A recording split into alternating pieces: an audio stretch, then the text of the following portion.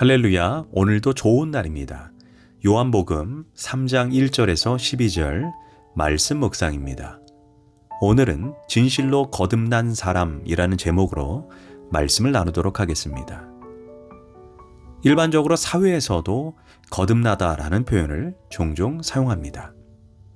정치가 부패하면 정치가들이 거듭나야 한다. 교육이 부패하면 교육가들이 거듭나야 한다라고 표현합니다. 이 표현을 세상이 사용할 때 새로워져야 한다, 개혁되어야 한다, 혹은 뜯어 고쳐야 한다라는 뜻으로 사용합니다. 그러나 예수님이 오늘 본문에서 3번이나 언급하는 거듭난다는 표현은 사회에서 통용되는 의미와 완전히 다릅니다.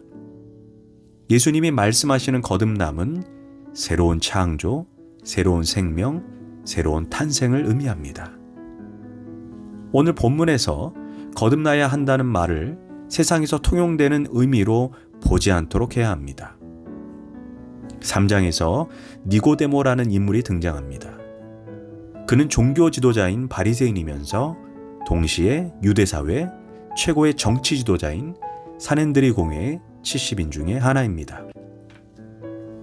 그런 그가 밤에 예수님을 찾아왔고 예수님에 대해 대단한 극찬을 합니다. 라비여, 우리가 당신은 하나님께로부터 오신 선생인 줄 아나이다. 하나님이 함께 하시지 아니하면 당신이 행하는 이 표적을 아무도 할 수 없습니다. 이는 당신이 예루살렘에서 보여주신 표적은 절대로 보통 사람이라면 행할 수 없는 일이라는 것입니다. 그래서 니고데모는 예수님을 향해 당신은 하나님으로부터 오신 사람이라는 것입니다. 이 말은 니고데모 입장에서 예수님이 메시아 되심을 고백하고 있는 것입니다. 그런 믿음의 고백을 하는 니고데모에게 예수님께서 이렇게 말씀하십니다. 진실로 진실로 내게 이르노니 사람이 거듭나지 않으면 하나님 나라에 들어갈 수 없다. 이 말은 우리가 입술로 예수님을 그리스도와 구원자로 고백하고 영접기도 해도 진실로 거듭난 것은 아니라는 것을 말해주고 있습니다. 오늘 이 시대에 나는 구원받았다, 나는 영생을 소유했다라고 생각하며 평생을 살아왔는데 우리가 심판대 앞에서 너는 아직 거듭나지 않았다라는 책망을 하실 수도 있다는 것입니다. 우리가 너무나 잘 아는 양과 염소의 비유에서도 살펴보면 양은 거듭난 자들을 의미한다면 염소는 거듭나지 못한 자들을 의미합니다. 그런데 문제는 양과 염소 모두 예수님을 주님으로 고백하고 있다는 점에서 그들은 불신자가 아니라는 것입니다. 불신자들은 예수님을 주님으로 고백하지 않습니다. 그런 점에서 이들은 모두 교회 안에 있는 성도들을 의미합니다. 양쪽에 있는 사람들은 구원을 받았지만 염소 쪽에 있는 사람은 구원을 받지 못했습니다. 이는 교회 안에서도 거듭난 성도와 거듭나지 않은 성도들이 함께 있다는 것입니다. 또한 천국의 비유로 열처녀의 비유에서도 그 부제가 신랑을 기다리던 열처녀의 비유입니다. 신랑은 요한계시록에서 예수님을 의미합니다. 신랑을 기다린다는 표현은 예수님의 재림을 기다리는 성도를 상징합니다. 문제는 혼인잔치에 참여한 사람 중에 5은 참여하지만 5은 버림을 받게 됩니다. 이처럼 교회 안에서 거듭난 자와 거듭나지 않은 자들이 함께 공존합니다. 그래서 예수님께서 진실로 거듭나야 한다는 것입니다. 그렇지 않으면 결단코 천국에 들어갈 수 없다는 것입니다. 여기에서 거듭나야 한다는 말은 원어로 아노텐인데 원뜻이 위로부터 다시 태어나다라는 의미입니다.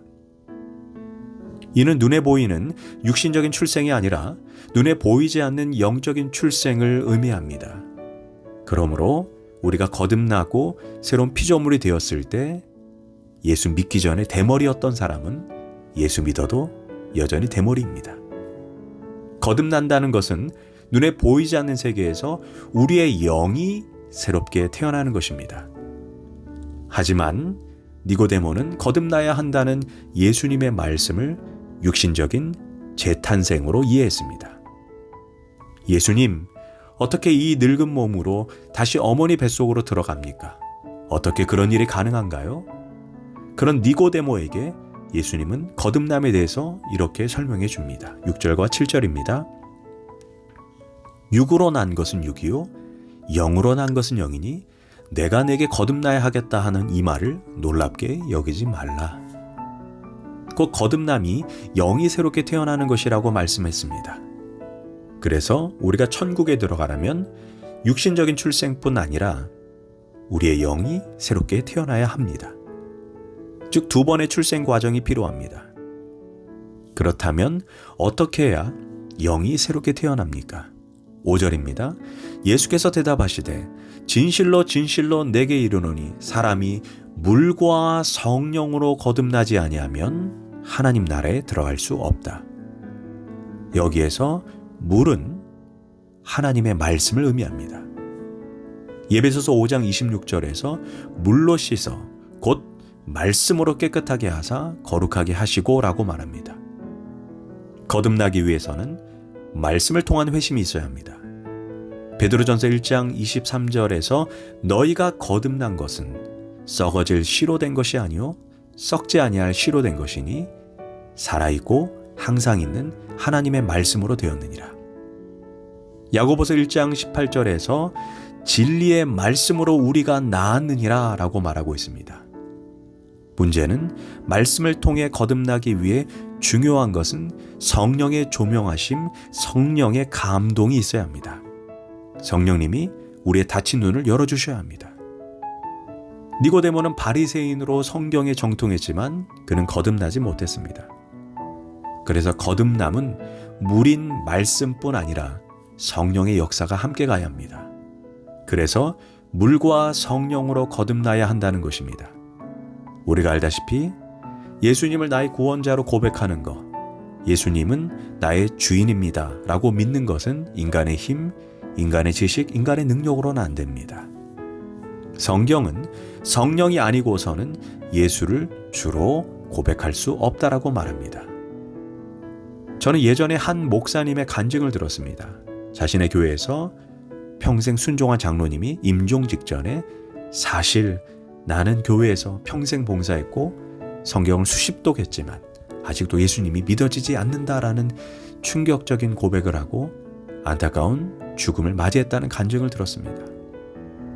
그래서 거듭남에는 반드시 성령의 역사가 동반되어야 합니다.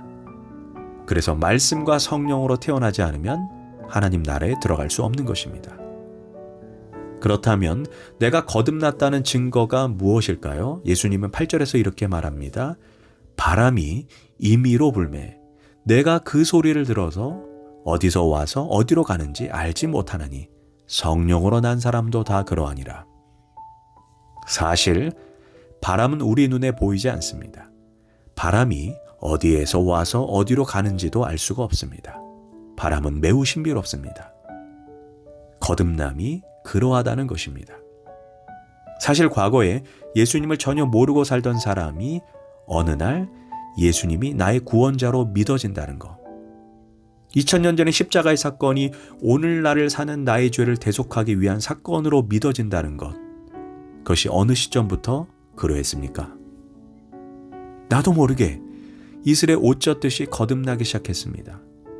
그런데 바람은 신비함과 동시에 사실성도 있습니다. 늦가을에 바람이 불면 앙상한 가지에 매달려 있는 가랑잎이 흔들흔들 거리는 것이 눈에 보입니다. 뿐만 아니라 바람은 반드시 소리를 내고 내 얼굴에 느껴지고 때로는 지나가는 흔적을 남깁니다.